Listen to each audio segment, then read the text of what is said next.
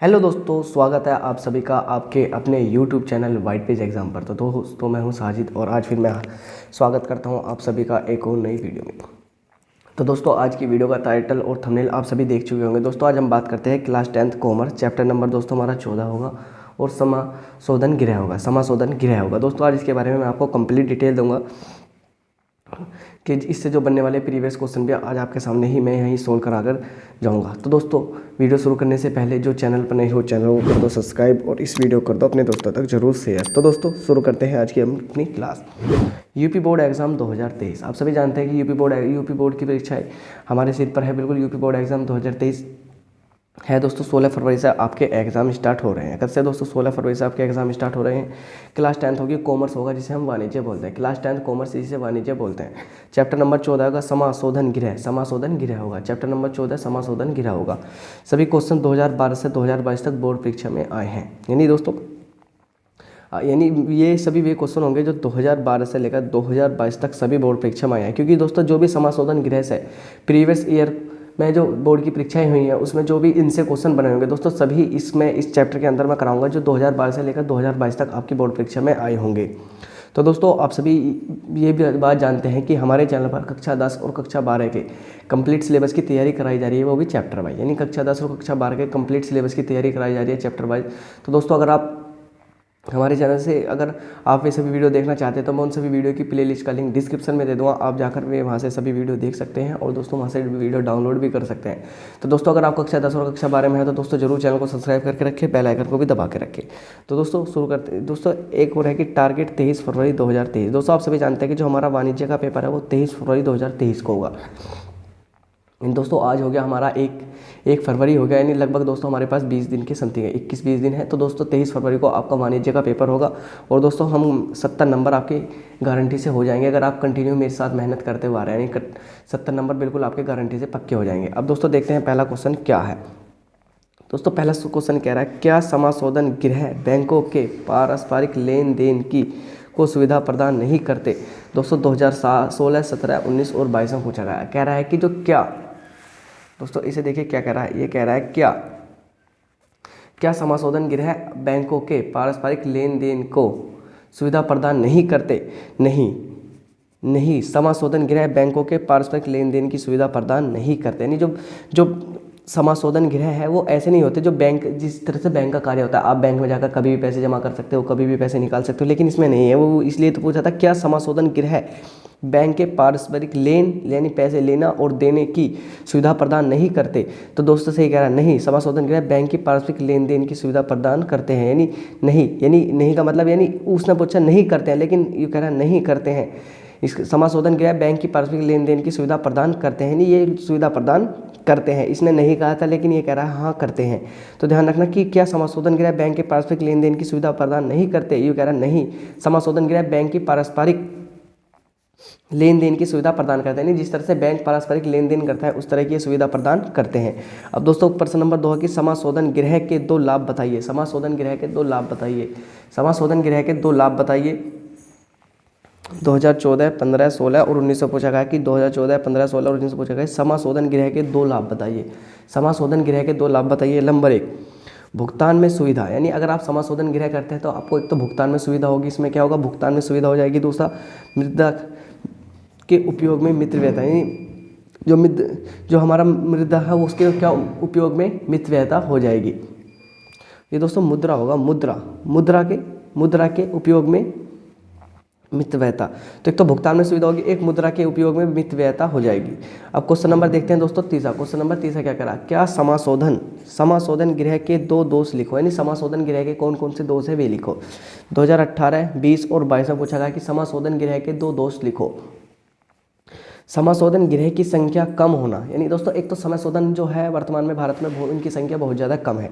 तो समाशोधन गृह के 2 दोष में दोस्तों आप लिख सकते हैं कि समाशोधन गृहों की संख्या समाशोधन गृहों की संख्या कम होना।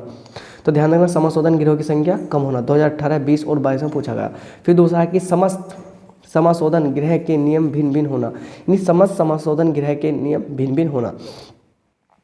दोस्तों जैसे यानी जो अगर समाशोधन है भी तो दोस्तों उनके सबके अलग नियम क्या है, उनके सबके नियम अलग अलग है। तो दोस्तों ध्यान रखना, एक तो समाशोधन गृह के दो दोष लिखो, एक तो समाशोधन गृह की संख्या कम होना, एक तो इनकी संख्या कम है, दूसरी समाशोधन गृह के नियमों को भिन्न होना, यानी इनके नियम जो होंगे वो भिन्न यानी अलग अलग होंगे। तो दोस्तों क्वेश्चन नंबर 4 देखिए, भारत में समाशोधन गृह के इतिहास पर प्रकाश डालो। 2022 में पूछा गया कि भारत में समाशोधन गृह के इतिहास पर प्रकाश डालो, यानी समाशोधन गृह की शुरुआत भारत में किस तरह से हुई उस पर प्रकाश डालिए। भारत में समाशोधन गृह का इतिहास अधिक पुराना नहीं है, यानी वो कह रहा है कि भारत में समाशोधन गृह का इतिहास अधिक पुराना नहीं है। सन 1921 में इंपीरियल बैंक के स्थापित होने के बाद में, दोस्तों ध्यान रखना, भारत में समाशोधन गृह का इतिहास यानी इतिहास अधिक पुराना नहीं है। सन 1921 में इंपीरियल बैंक के स्थापित होने के बाद, आप सभी जानते हैं कि जो इंपीरियल बैंक है उसकी स्थापना कब की गई थी, 1921 में की गई थी। इंपीरियल बैंक के स्थापित होने के बाद में दिल्ली, कोलकाता, चेन्नई तथा मुंबई में समाशोधन गृह स्थापित किए गए थे। और ना दोस्तों बहुत ही आसान क्वेश्चन पूछा गया है कि भारत में समाशोधन गृह के इतिहास पर प्रकाश डालो, और दोस्तों हमारा 2022 में ही ये क्वेश्चन पूछा गया है।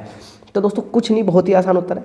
नहीं, भारत में समाशोधन गृह का इतिहास सबसे यानी अधिक पुराना नहीं है, यानी जो भारत में समाशोधन गृह है इसका इतिहास अधिक पुराना नहीं है। ठीक है।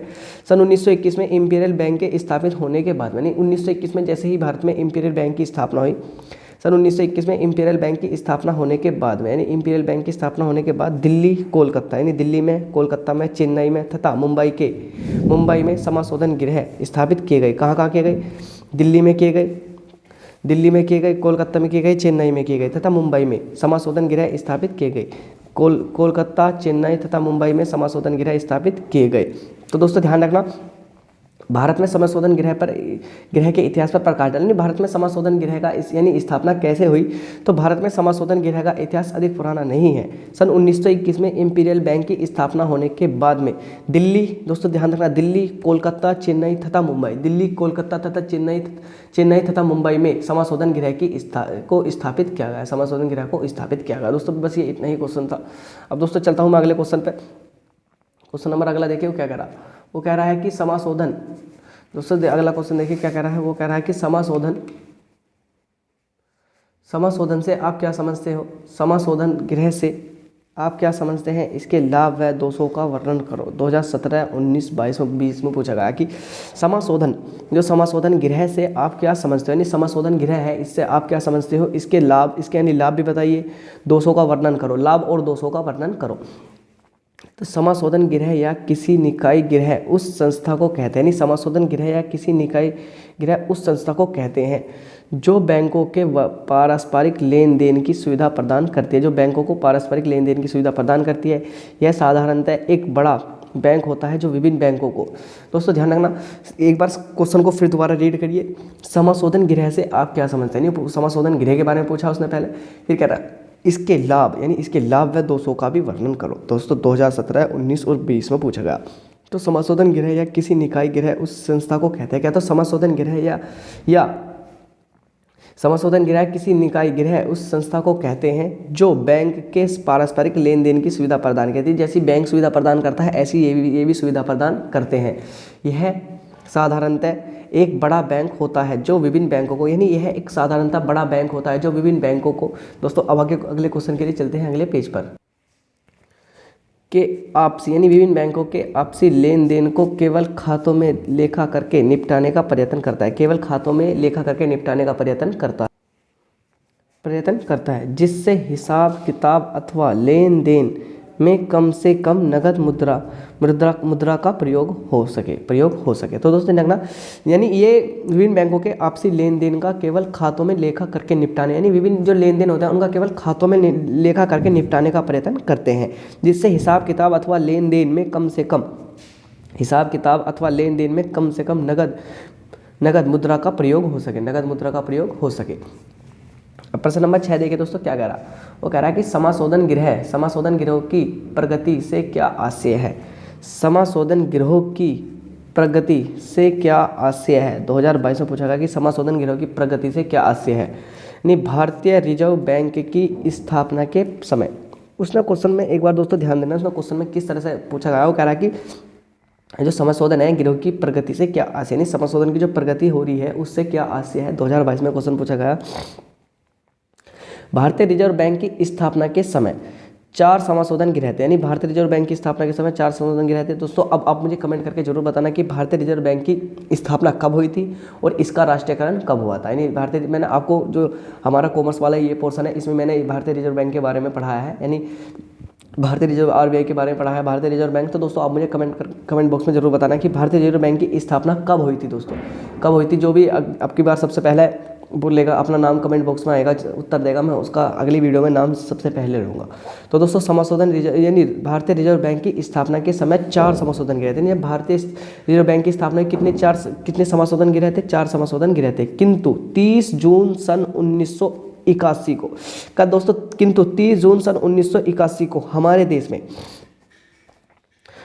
में समाशोधन गिरोह की संख्या 429 थी। तो ध्यान रखना दोस्तों, जब भारतीय रिजर्व बैंक की स्थापना हुई जब कितने समाशोधन गिरोह थे, जब तो 4 थे। किंतु 30 जून 1981 को हमारे देश में समाशोधन गिरोह की संख्या कितनी होगी, 429 थी। अब इनकी संख्या 887 थी, यानी अब इनकी संख्या, यानी अब जो 2022 के हम आंकड़े देखते हैं दोस्तों, 2022 में जो इनके आंकड़े देखते हैं, अब कितनी 2022 में आंकड़े थे 887, कितनी 887 थी। इनमें बंगलोर, मुंबई, कोलकाता, कानपुर, चेन्नई, नागपुर, नई दिल्ली, पटना, हैदराबाद, भुवनेश्वर, अहमदाबाद आदि में समाशोधन गृह की व्यवस्था की गई है। समाशोधन गृह की व्यवस्था की गई है। तो दोस्तों ध्यान रखना, समाशोधन गृह की प्रगति से क्या से, नहीं अब प्रगति हुई नहीं, पहले तो 4 थे, फिर 429 हो गए और फिर कितने हो गए दोस्तों, 887 हो गए। यानी भारतीय समाशोधन गृह की प्रगति से क्या से, भारतीय रिजर्व बैंक की स्थापना के समय, नहीं जब आरबीआई की स्थापना हुई थी उस समय केवल हमारे पास 4 समाशोधन गृह थे। किंतु 30 जून सन 1981 को हमारे देश में समाशोधन गृहों की संख्या 429, कितनी 429 हो गई थी। अब इनकी संख्या 887 थी। अब इनकी संख्या कितनी 887 थी, कब 2022 में। अब ये कहाँ है, इनमें बंगलोर हो सकता है, मुंबई हो सकता है, कोलकाता हो सकता है, कानपुर, चेन्नई, नागपुर महाराष्ट्र में, नई दिल्ली में, पटना, हैदराबाद, भुवनेश्वर तथा अहमदाबाद आदि में समाशोधन गृह की व्यवस्था की गई। तो दोस्तों इन शहरों में, तो दोस्तों पूछ सकता है कि निम्न में से किस शहर में समाशोधन गृह की स्थापना की गई। तो दोस्तों ध्यान, बंगलोर, मुंबई, कोलकाता, कानपुर, चेन्नई, नागपुर, नई दिल्ली, पटना, हैदराबाद, भुवनेश्वर, अहमदाबाद आदि में समाशोधन गृह की व्यवस्था की गई है। समाशोधन गृह की व्यवस्था की गई है। तो दोस्तों अब चलते हैं अगले क्वेश्चन पर। क्वेश्चन नंबर 7 क्या कह रहा है, क्वेश्चन नंबर 7 पढ़ेंगे बड़ी अच्छी तरीके से। दोस्तों क्वेश्चन नंबर 7 कह रहा है कि समाशोधन गृह के गुण लिखो, यानी समाशोधन गृह के गुण लिखो। समाशोधन गृह के गुण लिखो 2014, 16 और 17 में पूछा गया। समाशोधन गृह के गुण लिखो 2014, 16, 17 में पूछा गया। तो नंबर ए यानी एक जो पहला गुण है यानी भुगतान करने में सुविधा, कौन सा पहला देखेंगे, भुगतान करने में सुविधा। इसकी सहायता से बैंकों के पारस्परिक भुगतान शीघ्र तथा सुविधापूर्वक हो जाते हैं। यानी किसकी सहायता से, समाशोधन गृह के गुण लिखो 2014, 16, 17 में पूछा गया। भुगतान में सुविधा, इसकी सहायता से बैंकों के पारस्परिक भुगतान शीघ्र तथा सुविधापूर्वक हो जाते हैं। यानी एक तो इनकी सहायता से बैंकों के पारस्परिक भुगतान शीघ्र तथा सुविधापूर्वक हो जाते हैं। यानी एक तो इनकी सहायता से बैंकों के भुगतान शीघ्र और सुविधापूर्वक हो जाते हैं। दूसरा क्या होगा दोस्तों, दूसरा है कि जोखिम से मुक्ति। बड़ी बड़ी रकमों को एक स्थान से दूसरे स्थान तक ले जाने में जोखिम समाप्त हो जाता है, क्योंकि समाशोधन गृह होने से यह समस्या हल हो जाती है। यानी दोस्तों अगर आपकी बड़ी संपत्ति है तो दोस्तों आप उसे समाशोधन गृह के द्वारा एक स्थान से दूसरे स्थान तक पहुंचा सकते हैं। कह रहे हैं ना, बड़ी बड़ी रकमों को एक स्थान से दूसरे स्थान तक ले जाने के लिए जोखिम समाप्त हो जाते हैं, क्योंकि समाशोधन गृह होने से यह समस्या हल हो जाती है। अब 8 क्वेश्चन दोस्तों, अब इसमें दोनों करा दे। एक तो मैंने भुगतान में सुविधा, क्योंकि इसकी सहायता से भुगतान में बैंकों के पारस्परिक भुगतान शीघ्र तथा सुविधापूर्वक हो जाते हैं। ठीक है। जोखिम से सुविधा, यानी बड़ी बड़ी रकमों को एक स्थान से दूसरे स्थान तक ले जाने में जोखिम समाप्त हो जाता है, क्योंकि समाशोधन गृह होने से यह समस्या हल हो जाती है। अब दोस्तों देखते हैं इसके समाशोधन गृह के दोष भी तो होंगे दोस्तों, कुछ जैसे इनके गुण हैं ऐसे इसके कुछ दोष होंगे। तो दोस्तों इसके दोष के बारे में देखेंगे, इसके दोष कौन कौन से हैं। यद्यपि समाशोधन गृह की स्थापना से देश व बैंकों को उनके लाभ हुआ है, यानी यद्यपि समाशोधन गृह की स्थापना से देश व बैंकों को उनके अनेक लाभ हुए हैं, तथापि इनमें कुछ कमियां भी हैं। यानी अगर इनसे, यद्यपि समाशोधन गृह की स्थापना से देश में बैंकों को अनेक लाभ हुए तो इनकी कुछ कमियां भी हैं। अब देखिए कमियां कौन सी, जैसे समाशोधन गृह की संख्या कम होना, यानी एक तो समस्या है कि इनकी संख्या क्या बहुत ज़्यादा कम है। सदस्य नियमों को कठोरता बरती जाती है। यानी एक तो हो गया कि समाशोधन गिरोह की संख्या कम होना, समाशोधन गिरोह की संख्या कम होना। दूसरा है सदस्य नियमों की कठोरता बरती जाती है, यानी सदस्य नियमों की कठोरता अधिक बरती जाती है। तथा समस्त समाशोधन गिरोह के नियमों में विभिन्न होना चाहिए। यानी एक तो समाशोधन गिरोह की संख्या कम होती है, दूसरी सदस्य नियमों में कठोरता बरती जाती है, यानी जो इनके सदस्य नियम हैं, सदस्य नियमों में कठोरता बरती जाती है। तथा समस्त समाशोधन गृह के नियमों में विभिन्नता आदि। यानी एक तो इनमें क्या नाम संख्या कम होगी, दूसरी इनकी सदस्यों के नियम होंगे वे कठोरता हो गए। और समाशोधन गृह में नियम में भिन्नता होती है, अलग अलग जगह पर इनके अलग अलग नियम होते हैं। ये दोस्तों ये इसके यानी इसमें समाशोधन गृह की स्थापना में देश विदेश में बैंकों को अनेक लाभ हुए थे। इसके कुछ कमियां भी हैं, जिसमें हम समाशोधन गृह की संख्या कम होगी, सदस्य नियमों को कठोरता यानी जो भी इसका सदस्य बनना चाहता है उनके साथ यानी कठोरता बरती जाती है। तथा समस्त समाशोधन गृह के नियमों में विभिन्नता होना यानी अलग। जैसे अगर दिल्ली का समाशोधन गृह था तो उसमें कुछ अलग नियम होंगे, अगर कोलकाता गया तो उसमें अलग होंगे, बेंगलोर का है तो उसमें कुछ अलग नियम होंगे, यानी जो अलग अलग समाशोधन गृह के नियमों में विभिन्नता होना। तो दोस्तों यानी यह थी हमारी क्लास जिसमें हमने आपको ये कराए क्वेश्चन कि जो समाशोधन गृह से संबंधित क्वेश्चन है। तो दोस्तों हमारे इसमें कॉमर्स में 14 चैप्टर कंप्लीट हो चुके हैं समाशोधन गृह। दोस्तों जैसे ही हमारे इसके पूरे चैप्टर होंगे, इसके बाद में हम इसके मॉडल पेपर, एक मॉडल पेपर हमारे यानी यूट्यूब चैनल पर रोजाना आया करेगा।